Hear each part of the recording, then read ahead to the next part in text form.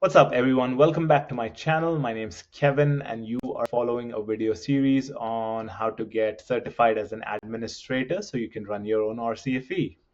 In my previous video, we went over how do you find vendors that are approved by the ACB to complete your initial certificate training and what the 80 hours of ICTP look like. In this video, we are gonna cover how do you actually register for the exam and how do you pay the $100 fee for the 2-hour examination. Now, one of the prerequisites in registering for the examination is this certificate of completion for your initial certificate training program. On the last day of your ICTP, the vendor that you chose to complete your ICTP with will send you a certificate of completion. Usually it takes anywhere from Saturday night to 3 to 4 business days to get this certificate. Once you have the certificate of completion, you can go ahead and register for the exam. So let's jump right to it. Let's go to the ccld.ca.gov. That's the Department of Social Services. You can find all the instructions here. If you scroll down on the bottom right under the CCLD resources, you'll find the first link, which is the administrator certification. Let's go ahead and click on that. On this web page, you have all the information about the ACB. Let's click on the information for examinees.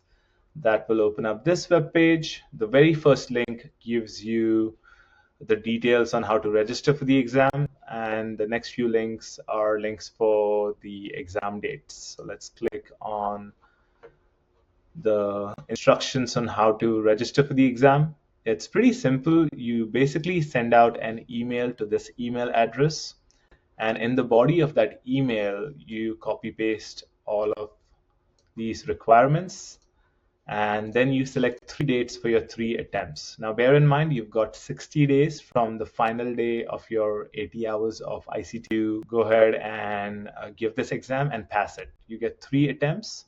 Now, this website hasn't been updated since 2024. So when you click this link, it takes you to the web page with all the dates for 2024.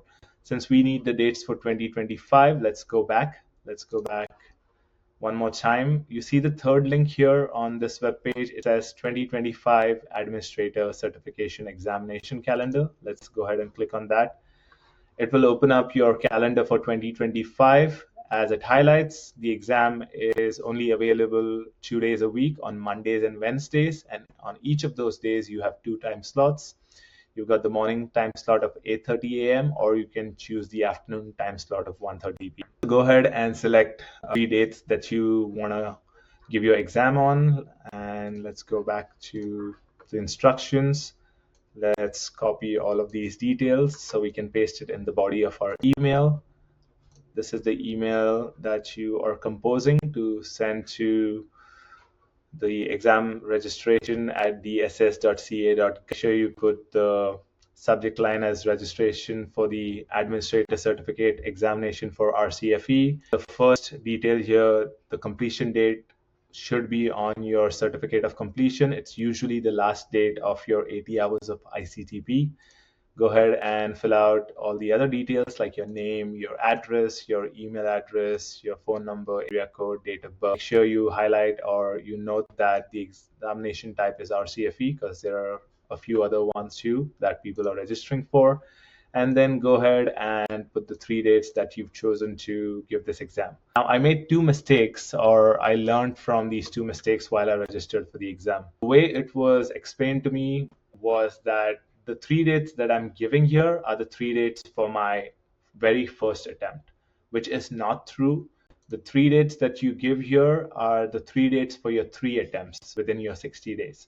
So make sure you choose them wisely. Make sure that maybe you have a gap of at least 2 weeks between each of those 3 examination dates. That way, if you fail your first attempt, you've still got a few days in between your first exam and your second exam to go ahead and revise your curriculum and maybe give a better examination the next time around. The next thing that I realized was, even though you give these 3 dates based on your preference, as you can see, my most preferred date was the 19th. And if that wasn't available, I was selecting March 17th as my second preferred date. and March 24th as my third preferred date. Well, guess what? When they confirm you for the exam, they go in chronological order. So they will select whichever date comes first as your first attempt, and so on and so forth. So to complete your registration, fill out all of these details. Do not forget to attach your certificate of completion that was provided to you by your vendor, and go ahead and send this email.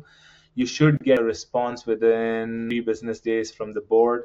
It looks something like this, where they confirm your dates for 3 attempts. As you can see, as I mentioned previously, they go in chronological order. So even though 19th was my preferred date for my first attempt, obviously they chose the 17th, which I guess makes sense. And this is your confirmation for the exam.